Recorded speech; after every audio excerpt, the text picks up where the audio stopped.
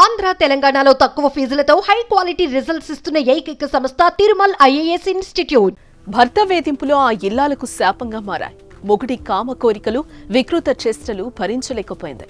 పెళ్లి చేసుకున్న పాపానికి కొన్నేళ్ల పాటు భర్త పెట్టే చిత్రహింసలను భరించిన ఆ ఇల్లాలు ఇక బాధలను అనుభవించలేనంటూ తను చాలించింది.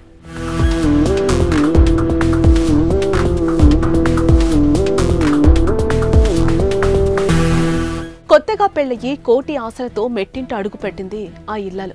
తన భవిష్యత్తు గురించి ఎన్నెన్నో కలలు కంది. భర్త, పిల్లలు, అత్తామామల గురించి ఆమెకెన్నో మంచి ప్లానింగ్స్ ఉన్నాయి. కానీ తానొకటి తలిస్తే దయం ఒకటి తలిచినట్లు అత్తారింట్లో తన కలలు కల్లగానే మిగిలిపోయాయి. భర్త టార్చర్ ముందు ఆమె ఆశలన్నీ అడియాసలయ్యాయి. కామ కోరికలతో అతడు చేసిన పని ఆమె ఉసురు తీసింది. భర్త టార్చర్ భరించలేక ఓ వివాహిత ఆత్మహత్య చేసుకున్న ఘటన విశాఖలో చోటు చేసుకుంది.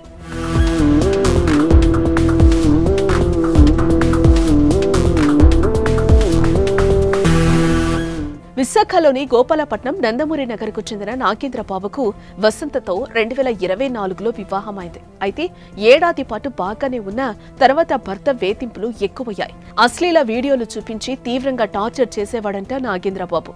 అయితే ఇదే విషయాన్ని కొన్నిసార్లు కుటుంబ సభ్యులకు కూడా వసంత చెప్పిందంట. అయితే అన్నీ సర్దుకుంటాయని కుటుంబ సభ్యులు భావించినట్టు తెలుస్తోంది. మేము నైట్ ఫోన్ చేసి ఏం జరుగుతుందమ్మా ఏమనంటే ఏం జరగలేదని ఫోన్ కట్ చేసేసి టాబ్లెట్లు పెట్టింది మాకు. తన వాడినవి, వాళ్ళ హస్బెండ్ వాడినవి.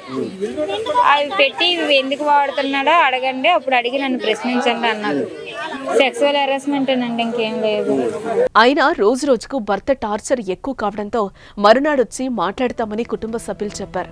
కానీ ఇంతలోనే వసంత చనిపోయిందంటూ కుటుంబ సభ్యులకు ఫోన్ రావడంతో షాక్కి గురయ్యారు. దీంతో వసంత నివాసానికి కుటుంబ సభ్యులు చేరుకున్నారు.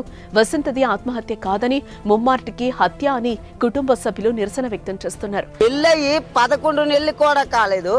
ఒక అమ్మాయిని అర్ధారణంగా చంపేసి బాడీని మాకు అప్పగించారంటే ఇలాంటి మూర్ఖుల్ని ఏం చేస్తామని అనుకుంటుందో మీ మీడియా, మీ నాయకులు ఏం చేయాలని అనుకుంటుందో అది చేసి మాకు చూపించండి. భర్తే టార్చర్ పెట్టి చంపేస్తుంటారని అనుమానం వ్యక్తం చేస్తున్నారు. ఇక వసంత కుటుంబ సభ్యుల ఫిర్యాదుతో కేసు నమోదు చేసుకున్న పోలీసులు దర్యాప్తు చేస్తున్నారు.